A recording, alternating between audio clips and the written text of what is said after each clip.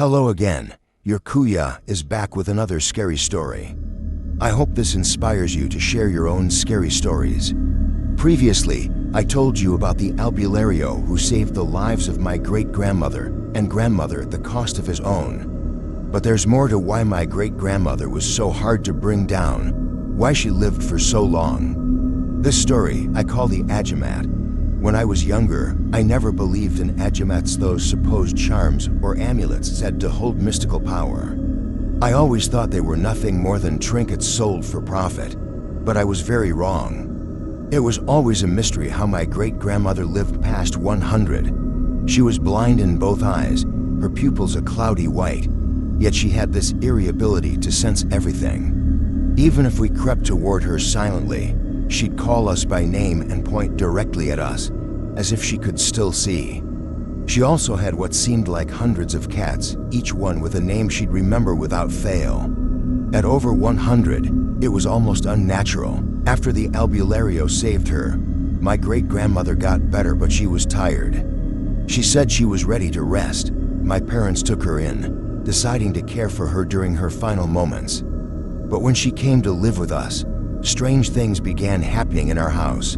It started on a rainy night. My great-grandmother suddenly got up, screaming, pointing outside her window. My brother and I ran to see what she was pointing at. Standing outside the gate, in the pouring rain, was a woman. We couldn't make out her face, her features shrouded in shadow. We yelled at her, but she didn't move, so we rushed outside to confront her. By the time we reached the gate, she had somehow moved 2 houses down the street. No one could have moved that fast. What struck us most was her hair long, curly, and covering her face down to her waist. Her arms hung unnaturally low, almost brushing the ground. Thinking we could corner her, my brother handed me a bat. I was to circle around the block while he ran directly at her.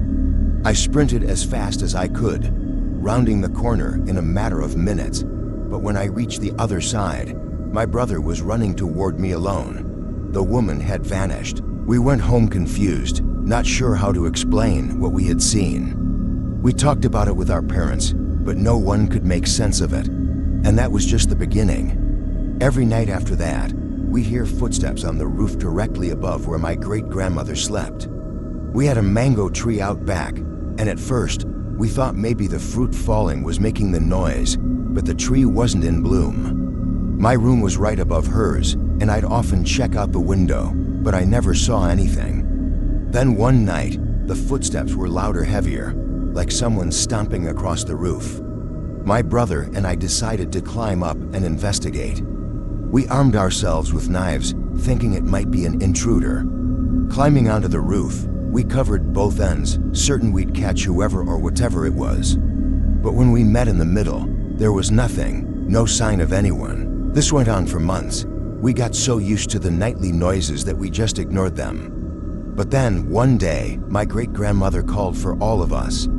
She thanked us for taking care of her and asked my mom and her nurse to stay in the room with her.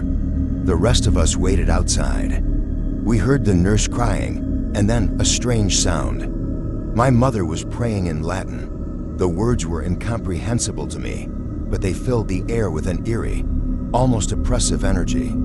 Then we heard something odd, like the chirping of a tiny bird, followed by the metallic clink of something hitting the floor.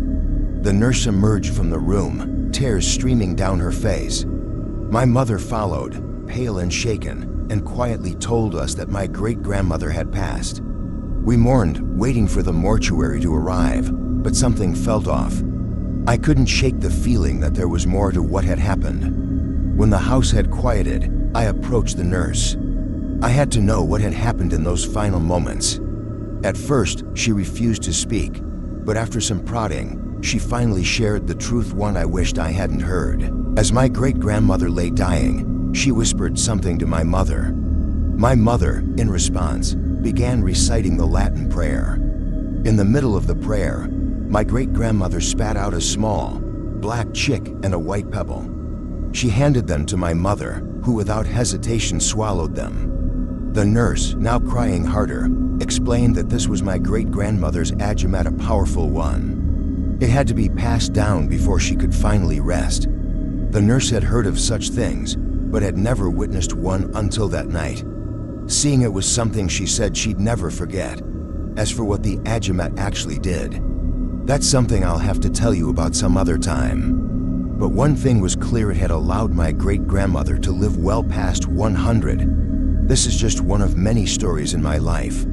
If you enjoy these tales, please like, share, and subscribe. And remember, keep your third eye open and always respect the unknown.